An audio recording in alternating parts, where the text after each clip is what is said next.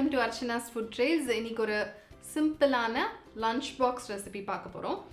எல்லாருக்கும் தெரியாதது ஒன்றும் இல்லை, தக்காளி சாதம். இது என்னோட ஸ்டைலில் இன்னைக்கு எப்படி பண்ணலாம் அப்படிங்கிறது வந்து பார்க்கலாம்.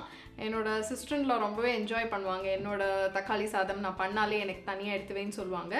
அவங்களுக்கு என்ன பிடிக்குதுன்னு எனக்கு தெரியல, பட் வந்து என்னோட ஸ்டைலில் தக்காளி சாதம் எப்படி பண்ணுறது அப்படிங்கிறத வந்து பார்க்கலாம். ஸோ ஃபஸ்ட்டு வந்து நான் ஒரு அழாக்கு சாதம் எடுத்து அதுக்கு 2 பங்கு தண்ணி விட்டு குக்கரில் வந்து ஒரு 2-3 விசிலுக்கு வரைக்கும் வேக வச்சுருக்கேன். இதில் உப்பு போட்டு ப்ரெஷர் ரிலீஸ் ஆனால் இந்த மாதிரி ஒரு தட்டுக்கு மாற்றி ஸ்ப்ரெட் பண்ணிவிட்டு அதில் உப்பு போட்டு ரெடியாக எடுத்து வச்சுருக்கேன். ஸோ நம்மளுக்கு வெரைட்டி ரைஸ்க்கு மெயினாக வந்து சாதம் உதிரி உதிரியாக இருக்கணும். இந்த மெத்தடில் பண்ணால் கண்டிப்பாக சாதம் உதிரி உதிரியாக இருக்கும். ஒரு கடாய் எடுத்துக்கலாம். அந்த கடாயில் வந்து 1 டேபிள் ஸ்பூன் அளவுக்கு கடலெண்ணெய் விட்டுக்கலாம், நல்லெண்ணெயும் விட்டுக்கலாம். இந்த எண்ணெய் சூடானோன்னே இதில் வந்து ஒரு 1/2 டீஸ்பூன் அளவுக்கு கடுகு, ஒரு 1/2 டீஸ்பூன் உளுத்தம்பருப்பு, ஒரு 1/2 டீஸ்பூன் கடலைப்பருப்பு இது எல்லாமே ஆட் பண்ணிக்கோங்க. இதுலேயே ஒரு 1-1.5 டேபிள் ஸ்பூன் அளவுக்கு கடலையும் ஆட் பண்ணிக்கலாம், வேர்க்கடலை. ஸோ இந்த கடலையெல்லாம் செவந்ததுக்கப்புறமா இதில் கொஞ்சம் பெருங்காயம் ஆட் பண்ணிக்கிறேன், ஒரு 1/4 டீஸ்பூன் அளவுக்கு. இதுலேயே ஒரு கொஞ்சம் பொடியாக நறுக்கின பச்சை மிளகா, 1-1.5 பச்சை மிளகா அளவுக்கு ஆட் பண்ணிக்கிறேன். இதுலேயே கொஞ்சம் கருவேப்பிலை அதுவும் ஆட் பண்ணிக்கிறேன். இப்போது ஒரு மீடியம் சைஸ் வெங்காயம் ஆட் பண்ணிக்கிறேன். இதில் பொடியாக நறுக்கினது. இந்த வெங்காயம் வதங்கினதுக்கப்புறமா ஒரு 2 மீடியம் சைஸ் தக்காளி பொடியாக நறுக்கினது இதையும் ஆட் பண்ணிக்கிறேன். இதில் இப்போ ஒரு 1/4 டீஸ்பூன் அளவுக்கு மஞ்சள் பொடி ஆட் பண்ணிக்கிறேன்.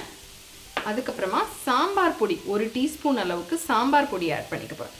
அதுக்கப்புறம் இந்த வெங்காயம் தக்காளிக்கு தேவையான அளவுக்கு உப்பு ஆட் பண்ணிக்கிறேன். சாதத்துக்கு நம்ம ஆல்ரெடி ஆட் பண்ணிட்டோம்.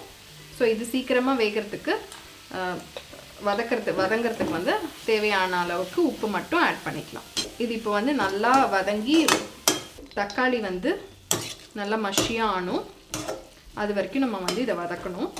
ஸோ இப்போ இந்த தக்காளி நல்லா வதங்கியாச்சு. இப்போ இந்த ஸ்டேஜில் ஒரு 1/2 டீஸ்பூன் அளவுக்கு கரம் மசாலா ஆட் பண்ணிக்கிறேன். ஆட் பண்ணிவிட்டு நல்லா ஒரு வாட்டி கலந்து விட்டுக்கலாம். கலந்து விட்டுட்டு இதை ஆஃப் பண்ணிடலாம். இப்போ இதை ஆஃப் பண்ணியாச்சு. இப்போது நம்ம ஆல்ரெடி வச்சுருக்கிற ரைஸை, ப்ரெஷர் குக் பண்ணி வச்சுருக்கிற ரைஸை கொஞ்சம் கொஞ்சமாக இதில் ஆட் பண்ணிக்கலாம். ஸோ இப்போ இதை ஃபஸ்ட்டு மிக்ஸ் பண்ணுறேன். மிச்சம் இருக்கிற ரைஸையும் ஆட் பண்ணிக்கிறேன்.